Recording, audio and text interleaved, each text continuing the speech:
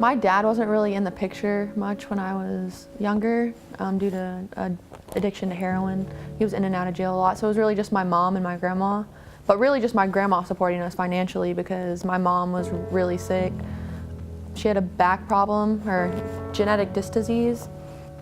When I was growing up, that played a big role in her not being able to work. She just really took care of us, was her job. When I was young, I had like behavioral issues. I would say to an extent I was a wild child. Probably I started when I was like 11. I started acting out, just lying, hanging out with older guys. I just wanted to do what I wanted to do. That's when they decided that they needed to do something other than counseling because I wasn't helping. And that's when they tried residential treatment centers. That didn't help. And they suggested to my grandma that they put me in CPS. That I don't know what else really to tell you to do with her. This residential treatment isn't working. She's not really doing what she's supposed to do. I think CPS is what will open her eyes, and it's what did, because CPS got me to Catholic Charities. It was scary at first, but it ended up like changing me and helping me a lot. Miss Dana really, she made it a lot better. I don't know. I can't say enough good things about her. She was the program manager. My grandma was crying, you can't put her in a public school, we need to try something different. And Miss Dana was like, yeah, I can see that, we need to try something different. I know about the school, Casada could really help her, it's self-paced.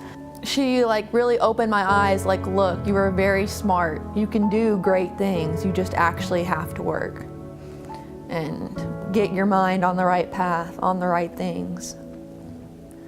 And she put that in a way that nobody else has ever put it. Honestly, in a way, she kind of would spoil me to an extent for what you can get spoiled in CPS. Take me to the stockyards, and she made my 16th birthday amazing. We'd have pizza night. I didn't realize how much I love pizza until Catholic Charity. They made it to where it really did feel like a family. Knowing that someone really wanted me to excel and do good. You would think I would have felt that with my grandma and my mom, and I don't know, it was just different.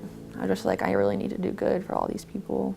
I remember the day I left Catholic Charities. It was so hard for me because I was a different person leaving Catholic Charities. I could barely remember the person I was before I started there. When I graduated, they told me about a scholarship, a vocational program through Catholic Charities, and I was like, okay, Catholic Charities is what got me here at Casada. I really, really want to go to college, so I definitely need to do this essay and fill out the scholarship form. I did, I turned it in, and I got a call back. I go every 2 weeks and have a meeting with Brantley, my case manager. And now I'm also working on savings. I've been saving $450 a month, and at the end of the 6th month, Catholic Charities is gonna match me, and I'm gonna use that money to get a car. And they were able to get me through a phlebotomy program. I wanna eventually be an EMT, so it's a very good foundation to have. My dad's been home the last few years with my mom before she passed. He's been clean since then. She was sick my whole life, but I wasn't really expecting it. It's not something you expect. I mean, she would have been 41 this year, so it's young. I can remember my grandma and my mom saying plenty of times that the reason they put me in CPS and I got into Catholic Charities was because they were worried that if they didn't, I would have ended up dead or in jail. And I think that's the truth. I know I wouldn't have graduated high school without Catholic Charities. I definitely wouldn't have graduated high school or had any motivation or plans for my life. They've helped me stay focused on my future, on making my future bright, because that's what my mom would have wanted.